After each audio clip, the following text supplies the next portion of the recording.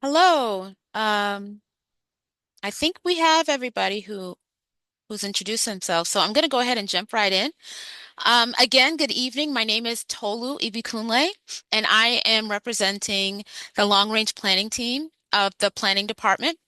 And tonight we are here to discuss community area plans and how they impact you.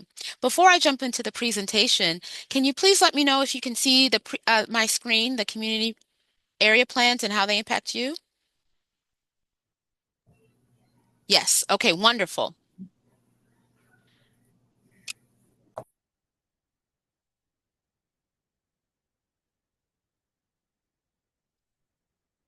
So you might be wondering, why are we here? Well, the reason why we are here tonight and why we're working on community area plans is because Charlotte has been continuously growing for decades and it's projected to continue to grow. In response to that projected growth, our city adopted the Charlotte Future 2040 Comprehensive Plan in 2021, which defines our 20-year vision for growth and change in Charlotte. The plan essentially calls for future growth to benefit as many people as possible. While the comprehensive plan provides the broad vision for our community, there are other levels of guidance needed to make our vision come to life.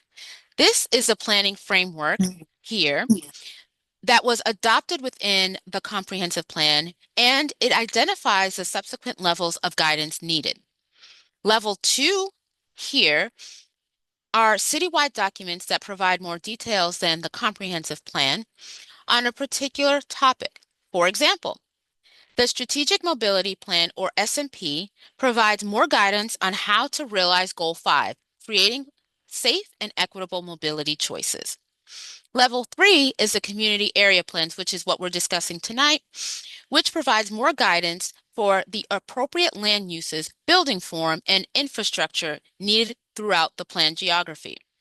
Like level 4, specific plans, focuses on smaller geographies and provide more guidance for implementation of specific plans and projects.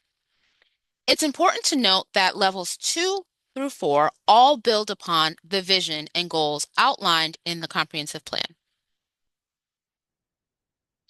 Community area plans essentially are about creating complete communities, which means creating places that integrates housing, job opportunities, and access to daily goods in a way that is accessible to everyone. In other words, the opportunity to live, work, and play in the environment that you live in.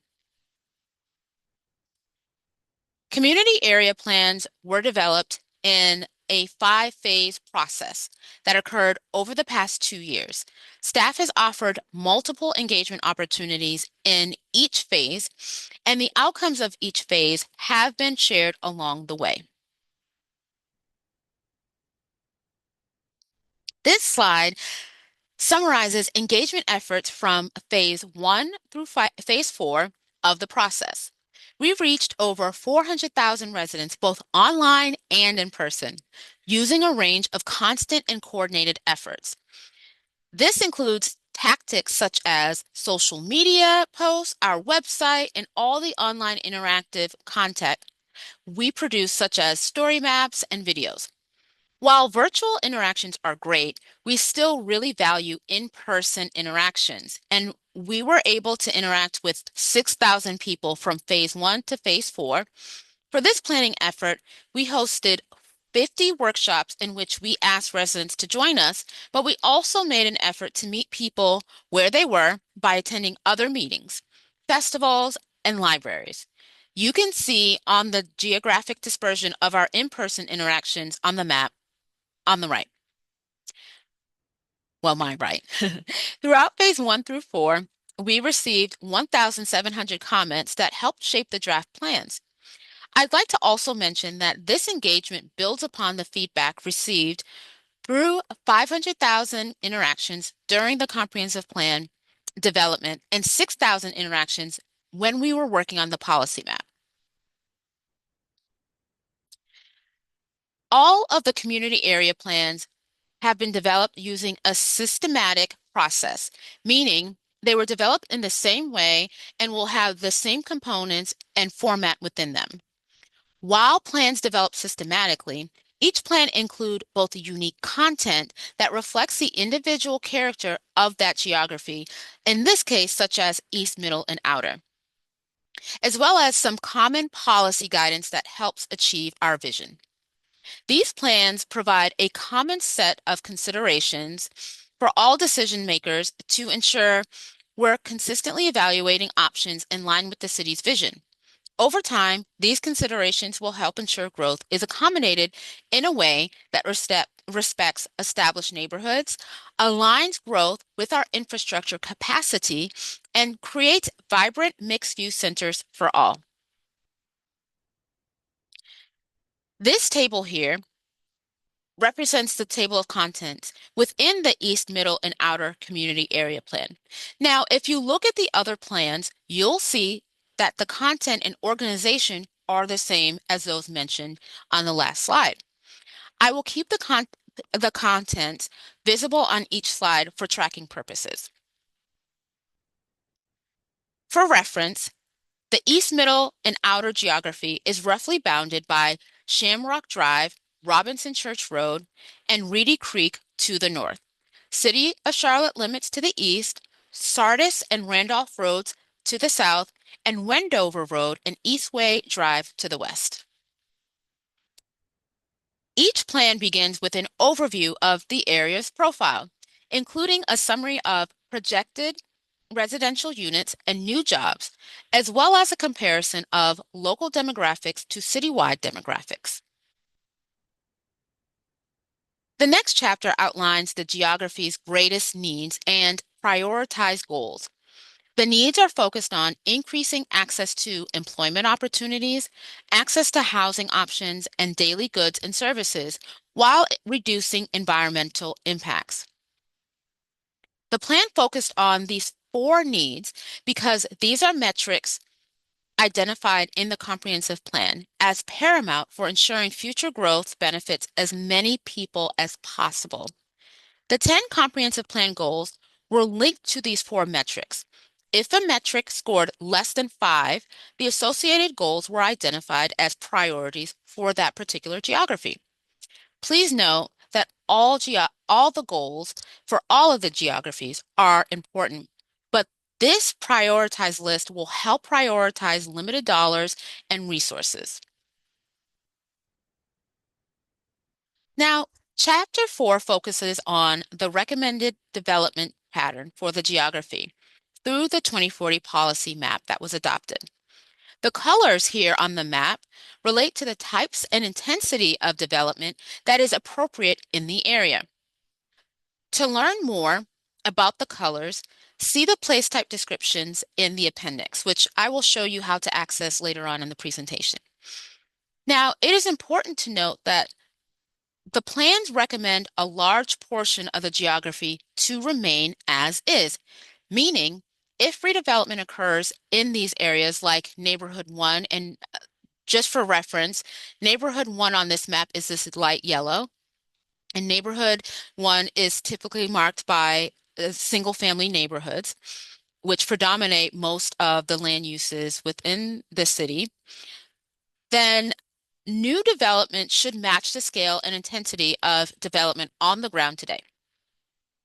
The plan recommends that 18% of the geography evolve into a different place type than what exists today. For example, to help meet this geography's goals for the future, some commercial sites are recommended to develop into community activity centers. That's illustrated here on the slide. And so, for example, this slide shows how some commercial areas are recommended to transition to community activity center or neighborhood activity center, and how, with that transition, it advances the goals in the comprehensive plan. Goal 1, 10-minute neighborhoods, for example, will be advanced because we are ultimately encouraging a mix of residential and non-residential uses within a centralized and interconnected development. This place type change will introduce new mixed-use developments that also will advance Goal 2, neighborhood diversity and inclusion, Goal 3, housing access for all, by basically increasing housing choices, including the number and types of residential uses where they previously did not exist.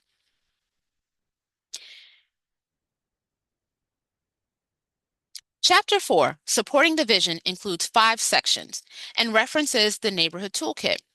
The Neighborhood Toolkit is included within the appendix because it's a reference for all geographies.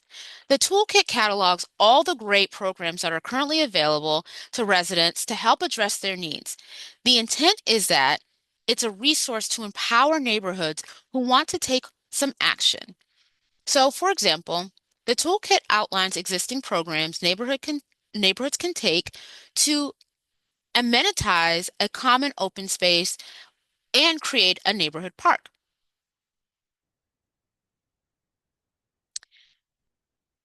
Moving on to the mobility section. The mobility section was developed in coordination with CDOT, Charlotte Department of Transportation, CATS, Charlotte Area Transit System, and the CRTPO, the Charlotte Regional Transit Planning Organization. Basically, this section restates Goal 5, safe and equitable mobility, being important across all of Charlotte. It also includes a clip of the citywide streets map, the citywide streets map, which outlines the future cross sections for arterial streets within Charlotte. This section also summarizes the citywide strategic mobility plan, and it highlights the strategic investment areas, or SIAs, within each geography as applicable. Now, as a reminder, the strategic mobility plan is that level 2 guidance that outlines the city's mobility policies. And SIA is a citywide investment strategy for maximizing the city's limited investment dollars in an efficient and impactful way. Ultimately, SIA is filling safe mobility gaps by creating sidewalks, shared use paths, installing pedestrian signals and crosswalks for street crossings, street lighting, entries, traffic calming measures, and ADA compliance for bike and pedestrian improvements. Next in the mobility section, it includes one of my favorite parts, which is the mobility assessment. This assessment evaluates how well our future mixed-use places are meeting our aspirations as outlined in the 2040 policy map and place type descriptions. These assessments should be used by all stakeholders, residents, developers, and city officials to inform future development and infrastructure projects within these areas. For example, if a developer wants to rezone a site within one of these mixed-use locations, they should use this assessment to propose a project that improves conditions. Similarly, community members can evaluate a proposed project against the assessment to determine if the project contributes to the area's aspirations. The open space and community character chapters include a similar assessment because open space and character are important components of the place type aspirations. For the sake of time, I won't share those slides that highlight these two assessments, but we can navigate to them within each plan that you prefer later on in the presentation. The next section is environmental justice and sustainability, building upon the comprehensive plan's vision to reduce environmental impacts across Charlotte. This section provides more detailed analysis of the environmental impacts within the plan geography, as shown on the assessment dials here. The next section introduces heat impacts as a new environmental metric. That should be considered for future decision making. So when I reference urban heat or using heat as a metric, typically areas within an area or areas within a particular geography that have an abundance of trees, a dense tree canopy, typically has lower heat, but areas that have less tree canopy tend to be hotter.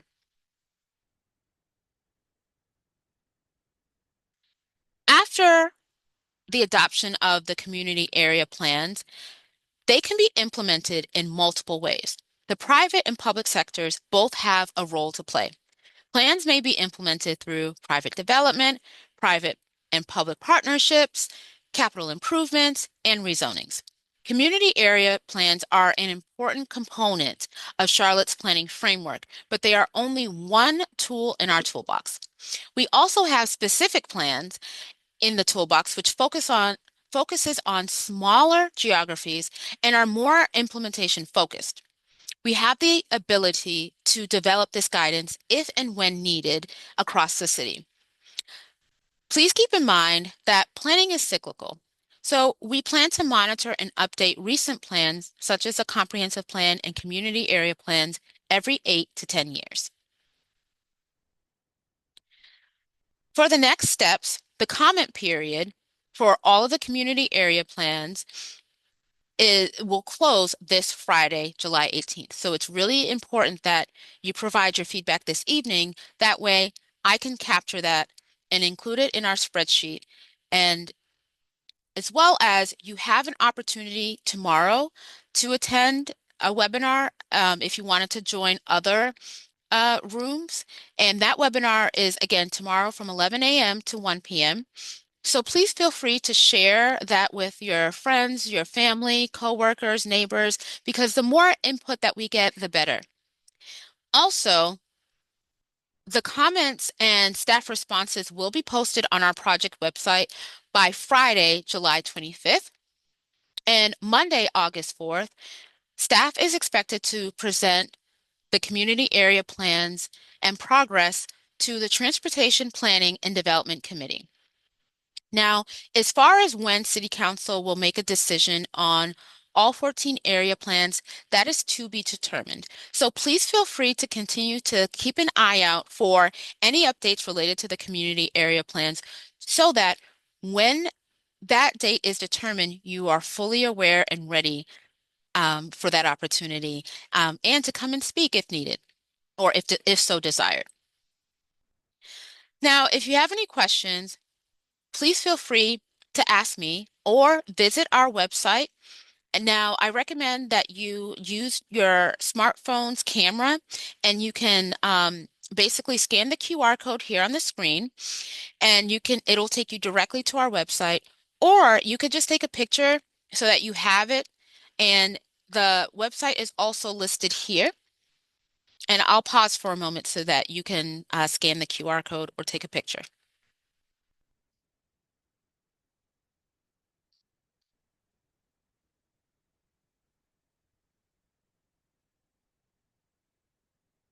Okay. Now, the plan review and feedback, this highlights, the virtual open house. Again, thank you for attending tonight. Again, I mentioned there is an opportunity tomorrow as well. The purpose of this is to really review the draft plans. So yes, you can review draft plans within the draft plan within your geography, your residential geography. But if you are interested in reviewing and commenting on the other plans, you are more and free to do so. And then we also have office hours that I really want to encourage you to attend. That is our informal time with any residents or stakeholders that want to just come and ask us questions related to the community area plans. And that's every Tuesday and Thursday from 11 a.m. to 1 p.m. and 3 to 5 p.m. This month. Now, we do have hard copies available at all of the libraries for you to refer to. And I've already mentioned the virtual webinar opportunities. That concludes my presentation. I'm happy to answer any questions.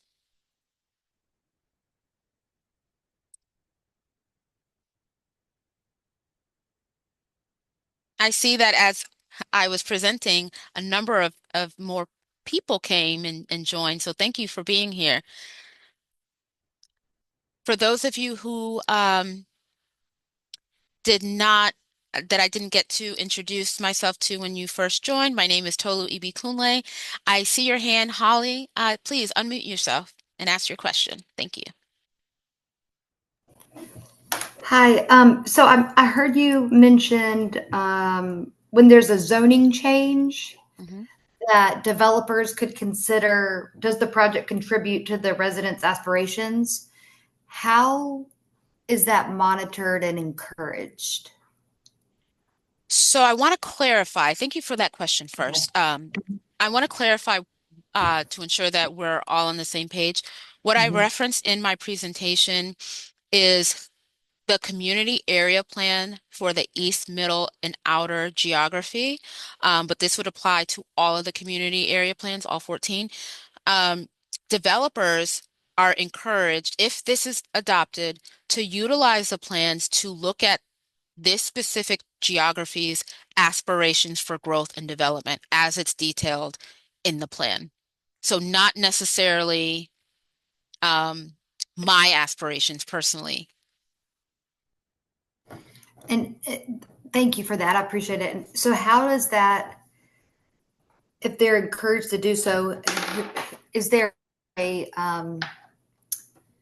is there accountability, I guess? So let's say somebody comes in and wants to build an apartment complex Mhm. and they don't want to include places for bikes, but the mobility assessment shows that people want bikes. Who holds them accountable to consider the residents' aspirations? Um, well, there's two, so I'm going to answer I'm going to provide the full context and answer your question. So let me know if you have follow-up questions related to this. So as far as who holds them accountable, so the community area plans that I'm referring to, and I also mentioned the comprehensive plan and the 2040 policy map, those are under the umbrella of policy documents. Okay, meaning it stipulates how we as a community or city want to grow and develop. So then we have another umbrella category called regulation or regulatory. And that's where the Unified Development Ordinance comes in, or UDO. So the intent is to have the UDO help implement the policy documents. So ideally, you would have your policy documents, the vision for your city or your geography, right? And then you would have your regulatory or your laws support that, and they should line up for the most part, right? And so, as far as who holds them accountable, the developers are expected to adhere to, by law, the UDO because that's what governs um, land use. It governs how high or you can build a building, the building materials, the width of the sidewalks, things of that nature, right? And so now, when it comes to the community area plans, how do we hold developers accountable? Because that is a vision for the city, what we do as long range planning staff, which is the team I'm part of, is we write a memo for every rezoning that is conditional that requires a public hearing and goes before city council for them to approve or deny the rezoning. We write a memo that basically summarizes what the proposal is, if the proposal is consistent with the policy map, and if it's not, if it's inconsistent with the policy map, we say that. We also say if the proposal furthers the goals in the comprehensive plan and what elements of it specifically furthers those goals. So it's twofold. It's from a policy or vision standpoint, us as staff saying, this is how the proposal is advancing or not advancing the goals. And then from a legal or law perspective, we have our rezoning planners that use that criteria that based on the UDO that says the building has to be a certain height, um, the the buildings need to be set back a certain distance. There needs to be a landscape buffer that is, 30 feet wide and 50 feet uh, along, those types of stipulations. Does that make sense? That was very helpful. Yes, I appreciate that. So, do you mind if I verbally make sure I understand? Please do, because I know I Okay. said a lot. So the long-term planners Hmm. work with the plan, comprehensive 2040 plan and the vision Yep. and the rezoning. I mean, I'm simplifying, I know. And Hmm. the rezoning planners work to make sure that developers are following law in the UDO. Yes, Is that you right? got it. Okay. Yes. Now, Hmm. here's another question. Well, I'll wait. I see Natalie's hand up, and then I can answer. Thank you for being gracious. Thank you. Natalie? Yeah, so my question is in conjunction with Holly. So I hear what you're saying. My question is, for instance, if there was going to be, I live in a residential community, and someone you all had on your books, okay, there's a developer who wants to build a senior living facility, and I'm in a single um, residential area. If there are a couple houses in my area that are torn down, maybe, or unoccupied, and the developer says, "So this would be a good place to build it. It's in line with your policy." How is it that I, as a resident, would know or be able to say, "No, I don't want that in my neighborhood"? It depends. So, my first question to you, I won't do that. Typically, when there's a rezoning, Hmm. right? With your example, if it's true, if it's a, let me share my screen Okay. for a moment because I want to make sure I'm visual, and I think most people are visual too, Hmm. and so I want to make sure I break this down accurately. All right, I'm going to share my screen.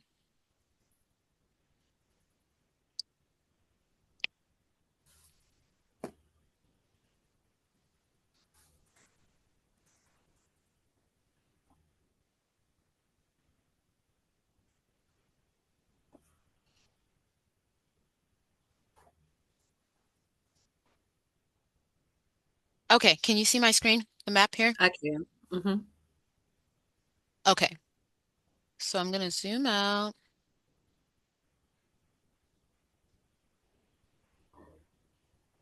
This is a map of the city of Charlotte. Okay. Hmm. All of these colors represent, this is a 2040 policy map as shown here. All of these colors represent the different place types. The legend is here on the screen. So let's say, to your point, you live in a single family neighborhood. Let's say it's right here.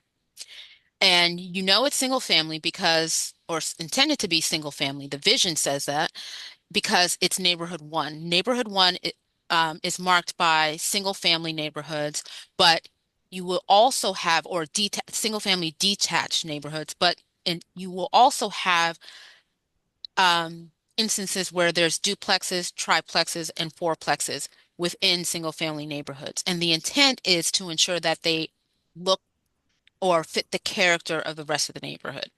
But let's say that a developer wanted to build senior housing in this single family or neighborhood one area. Hmm. Because the policy map is recommending that it remain neighborhood one, that would mean the developer would have to submit a rezoning petition, and they would have, that is, it requires to go before council, and so that therefore it requires a public hearing. Whenever it requires a public hearing, you as a resident have the right to attend that public hearing. Of course, you would have to comply with all of the public hearing rules to sign up to speak and all of that, but you could go and sign up to speak for or against any rezoning petition, whether it's up the street from your house, next to your house, or on the other side of the city. Does that make sense? Is that answering the question?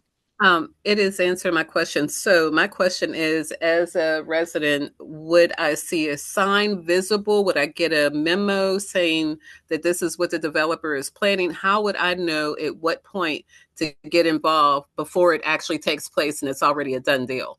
Yes. So the other part of that answer is typically when there's a rezoning and that has to go through the public hearing process, there will be a big yellow sign that says rezoning, and it'll have the petition number. And the sign and the letters are in blue.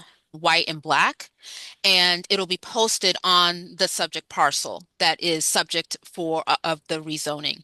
And so you as a resident could, and there's also a phone number that you can call to ask questions related to it. So you as a resident can call that number because it's also notifying anyone in that area seeing it and driving past it that that is subject to a rezoning. Also, it's published in the paper because it is required to be noticed in the paper as a public hearing item. Also, um, planning staff works with the developers, or rezoning staff works with the developers on guiding them through the community meeting process. So the developers notify adjacent residents of a pending rezoning, and then they hold a community meeting to give the residents an opportunity to ask questions related to the proposal, also just express their opinions, whether they're for or against it. And then, as I mentioned previously, because it's a public hearing, you have the right as a resident to go to the public hearing and express your thoughts and feelings related to it before City Council. Ultimately, the final decision is not up to city staff, it is up to City Council to approve or deny or defer that proposal. Does that answer your question?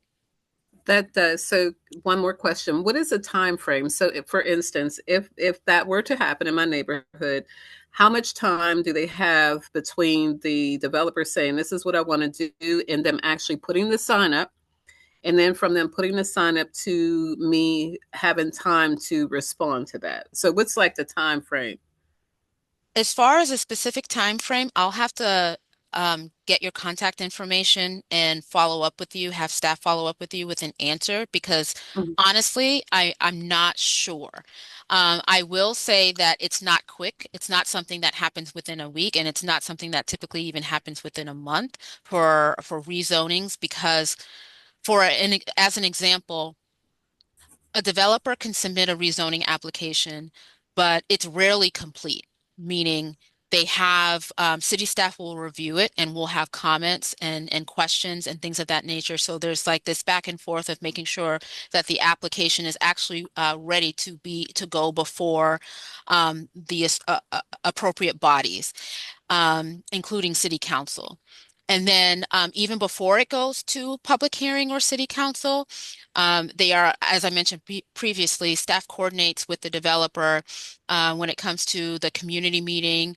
There are notices that are sent out to the residents related to the community meeting.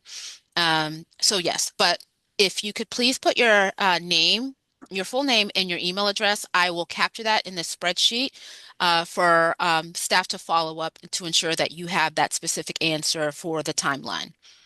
I will also add that some rezonings can take months, and I've even seen some rezonings take years depending on the circumstances around it. Meaning sometimes rezonings can be controversial, so the developer or council is asking the developer to collaborate more with the residents. It could just be a number of things. Does that answer your question? Um, it does pretty much. It is well, and then I'm gonna not ask anymore. Is there a website that I can go to and be proactive about that to look and see is there any rezoning happening in my area? Absolutely. And what I'll do is I'm going to put that in the chat for you right now. Thank you for those great questions. As I'm putting that in the chat, does anyone else have any questions or comments?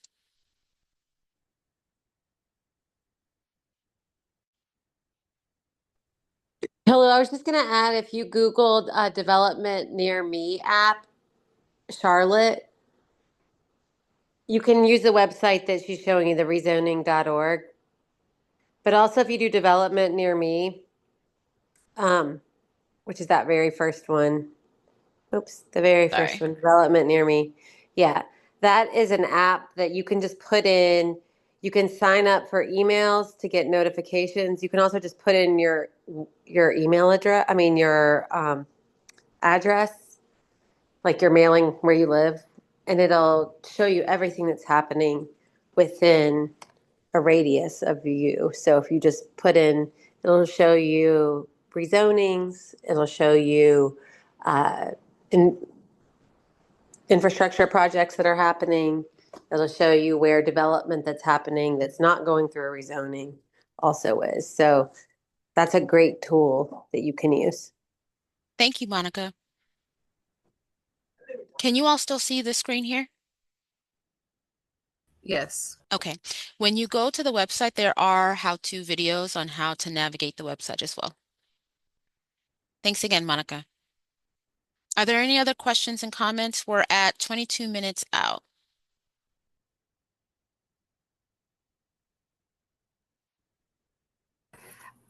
So I'll ask my other question. The Z for zoning, rezoning signs. Who is in charge of the actual installation of them? And if someone was interested in getting those to be larger, because I've driven by many of them and on Harris, WT Harris and other roads where it's impossible to stop or see the number or to get the information. And I was just curious if that was ever discussed, or if it was going to be discussed, who would I approach about making those signs larger? To my knowledge, that making the signs larger has not been discussed, but what I can do is if you can put your name and contact information in the chat, that's one of the comments that I can capture, and someone else can follow up with you regarding an answer, because honestly, I don't know who installs those signs. Monica, do you happen to know? Yes, street maintenance installs the signs for us. We work together on the designs of them. That's street maintenance is in CDOT in our Department of Transportation. But Phil, we can get that comment. I mean, we're actually constantly kind of thinking about how we make the process more accessible.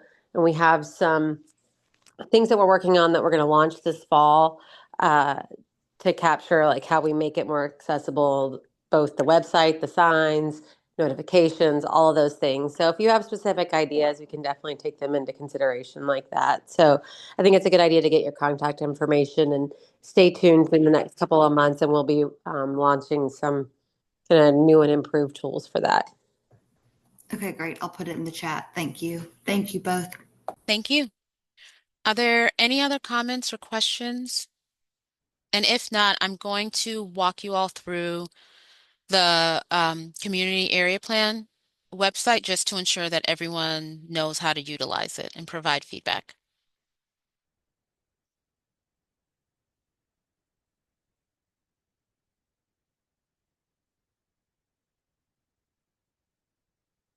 Okay.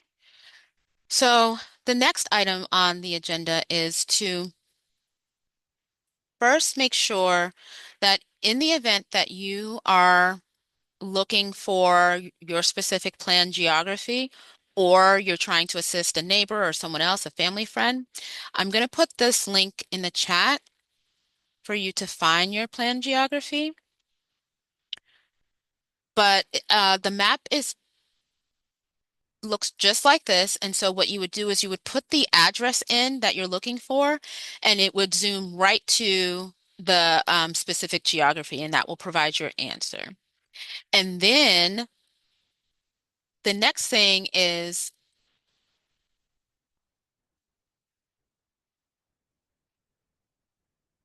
we do have, so during the presentation, I talked about the strategic investments area.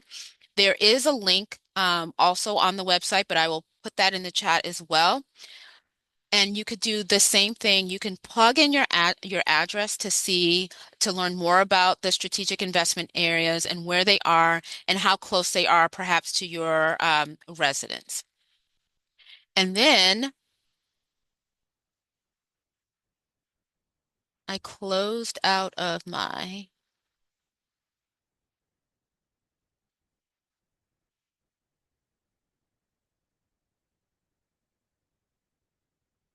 community area plan website. Can you all see the community area planning website?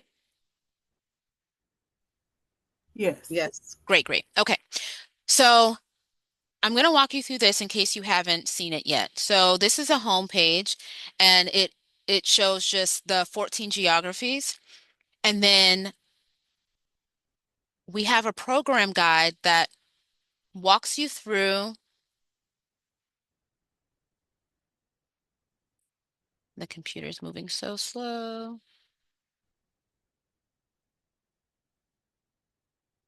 Oh no.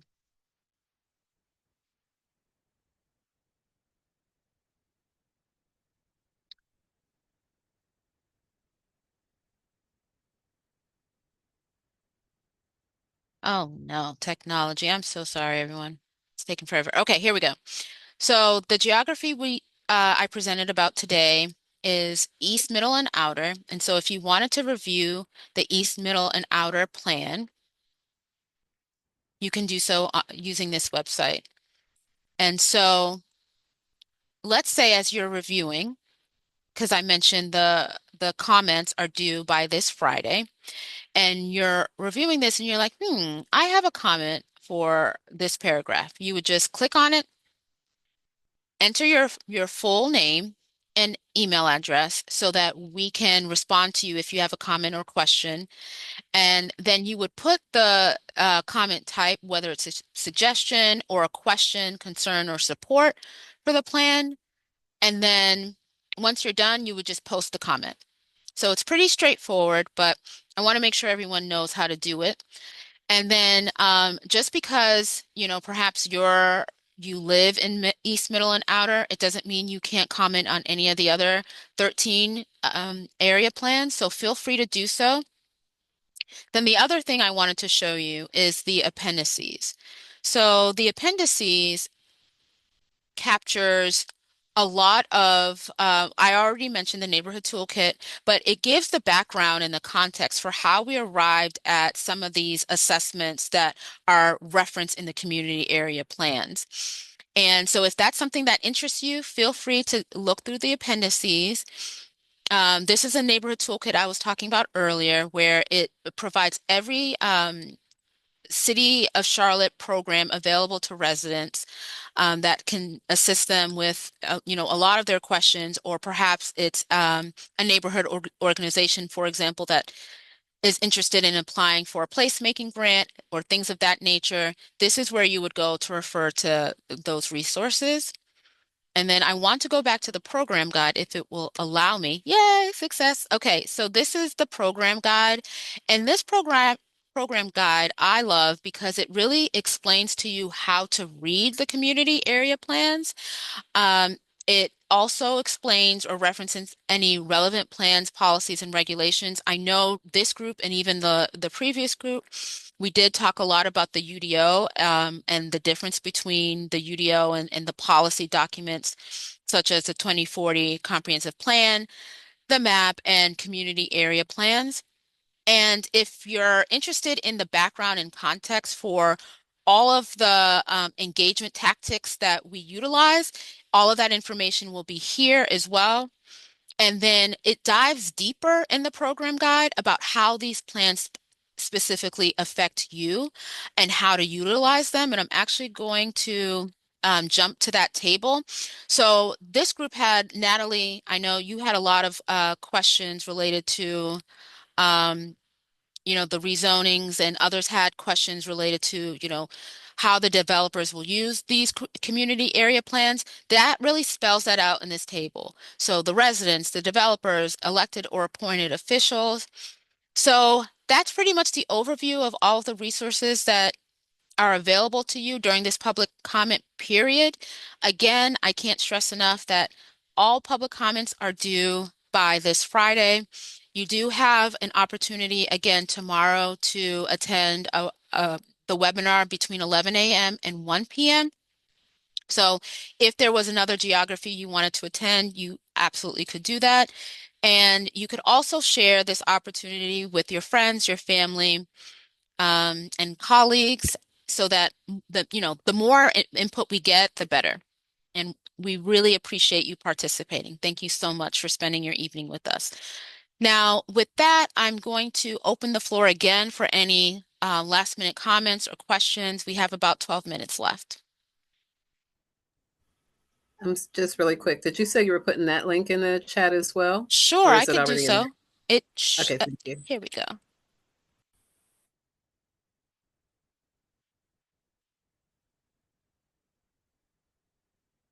Anything else?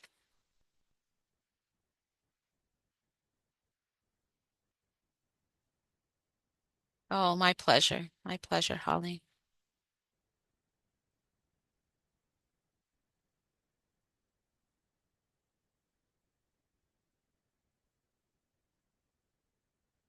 Is there anything that you all wanted me to show you again? Is there a different plan you want to look at or browse through?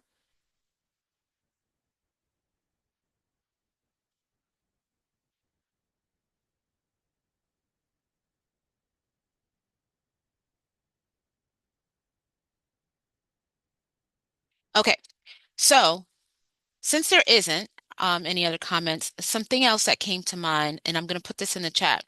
So I know we're all really busy and have a lot to do, right? And it can be hard. And I think it was Natalie that asked the question, how, as a resident, would I know? I try to also stay abreast of, even outside of being a resident and a staff member, I go to, I follow the City of Charlotte's YouTube page because that's where I find, um, I turn on the notifications. So if there's another public hearing coming up or a committee meeting, I'm able to remain aware of that. And so I'm going to put that in the chat. And then we also have the Charlotte Planning YouTube video now. I'm sorry, YouTube channel. So on here, let me make sure I'm still sharing. Can you all still see my screen? Yes. Great. Okay. Just want to check. So you could see a number of the videos that we have already posted. And we have the UDO Advisory Committee videos up here. So there's just a number of resources available to you, and I'll put that in the chat as well. Let's see. Here's the 2040 plan website. I put that in the chat earlier, but just so it's at the top, the UDO website. Okay. Well, we have 9 minutes, so I'll just sit quietly, and if anyone has any other thoughts, comments, or suggestions, I'm available. Thank you.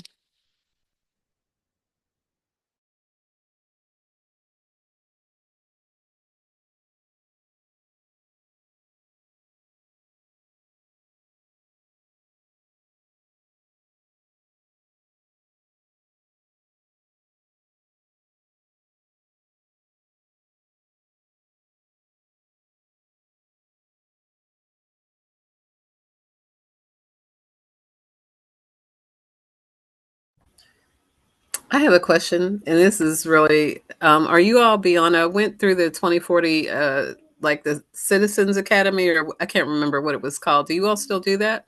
Planning Academy, yes, we do. Yes. Okay. And how would people, if they wanted to get involved, be involved in that?